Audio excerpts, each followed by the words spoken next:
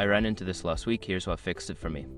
Setting up your payout method on Shopify can be a bit tricky, but once you know the steps, it is straightforward. Here's how to do it. Step 1. Log into your Shopify account. Start by accessing your Shopify dashboard. Enter your credentials to log in. Step 2. Navigate to Settings. Once you're in the dashboard, look for the Settings option at the bottom left corner. Click on it to access various configuration options. Step 3. Select Payment Providers. In the Settings menu, find and click on Payment Providers. This section allows you to manage your payment methods and payout settings. Step 4. Choose your payout method.